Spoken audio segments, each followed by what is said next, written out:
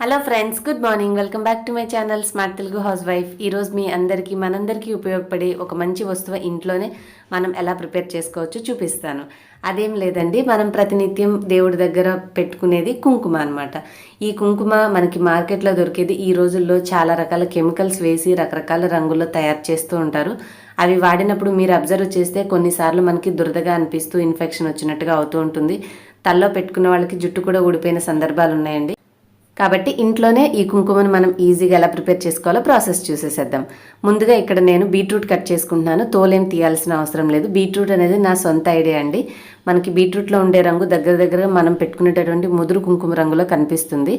నార్మల్గా బయట మార్కెట్లో దొరికినంత కలర్ సాటిస్ఫాక్షన్ మనకి రావాలంటే ఇది అవసరం అండి. మామూలుగా ప్రిపేర్ చేసుకుంటే మనకి ఇంత నిండు రంగు రాదు, ఏదో ఎరుపు ఆరెంజ్ కలిసినటువంటి రంగులో వస్తుంది.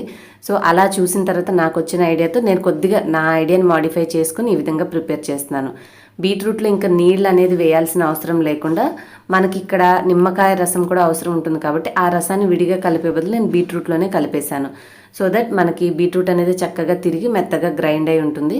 ఇప్పుడు దీని రసం తీసుకోవాలి. పక్కన పెట్టుకునే ముందు ఒక బౌల్లో ఒక 2 స్పూన్లు పసుపు, అంటే మీకు ఎంత కుంకుమ తయారు చేసుకోవాలనుకుంటున్నారో అంత పసుపు, అంతే సేమ్ క్వాంటిటీ బేకింగ్ సోడా, అంటే ఇంట్లో వాడుకునేటటువంటి వంట సోడా, ఈ రెండింటిని కలిపేసి మిక్స్ చేసుకోవాలి.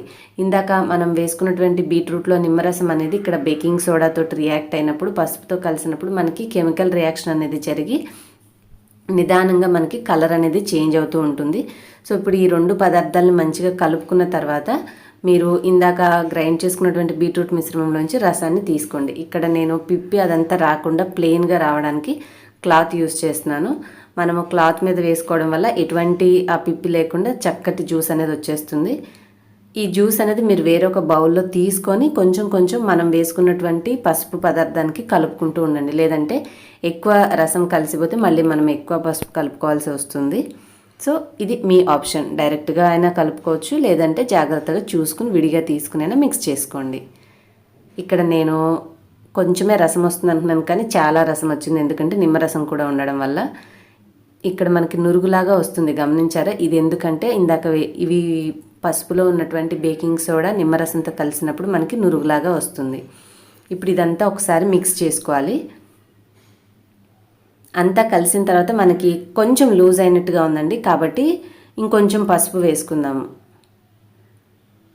చూసారు కదా, ఇంత లూజ్గా ఉంటే డ్రై అవ్వడానికి చాలా టైం పడుతుంది. మనకి ఆరాలి కదా కుంకుమలాగా రావాలంటే, అందుకని నేను పైనుంచి కొద్దిగా పసుపు వేసుకున్నాను. నేను చేసిన మిస్టేక్ మీరు చేయకూడదని నేను మీకు ముందుగా చెప్పాను. రసాన్ని విడిగా తీసుకొని కొంచెం కొంచెం కలుపుకోండి. మీరు తీసుకున్నంత క్వాంటిటీకి ఎంత సరిపోతుందో అంతే చేసుకోవచ్చు.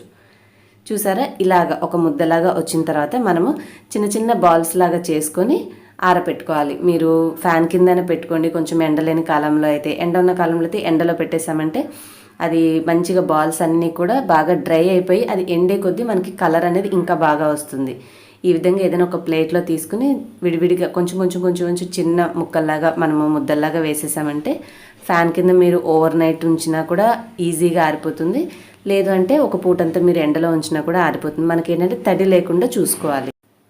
ఈ విధంగా విడివిడిగా చిన్న చిన్నగా వేసుకొని మనం గాలికి పెట్టుకుంటే మంచిగా ఆరిపోతాయి. ఆరిన తర్వాత ఇంకా కొంచెం నిండు రంగు అనేది వస్తుందండి.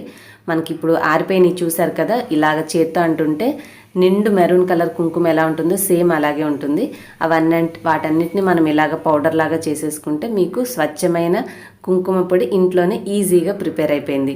దీన్ని మీరు బాగా ఎండలో పెట్టుకున్నారు అంటే మంచి కలర్ కూడా వస్తుంది. మనం వేసిన బేకింగ్ సోడా నిమ్మరసాన్ని బట్టి మనం ఎంతసేపు ఎండలో ఉంచితే అంత కలర్ అనేది హైలైట్ అవుతుంటుంది. ఇక్కడ మనం వేసిన బీట్రూట్ వల్ల దీనికి ఎంత మంచి రంగు వచ్చిందో చూసారా? సో తప్పకుండా మీరు ఇంట్లో ట్రై చేసి మీకు ఎలా కుదిరిందో నాకు కామెంట్ సెక్షన్లో తెలియచేయండి. ఈ వీడియో నచ్చితే ప్లీజ్ లైక్ చేసి, మీరు కనుక ఫస్ట్ టైం చూస్తుంటే మీకు స్క్రీన్ మీద ఉన్న red colour subscribe button click చేసి బెల్ కూడా యాక్టివేట్ చేసుకోండి. ఇటువంటి బోల్డ్ అని మంచి మంచి ఐడియాస్ తోటి నేను మళ్ళీ మీ ముందుకు వచ్చేస్తాను. ఇంకొక వీడియోలో కలిసే వరకు till then bye bye. Thanks for watching.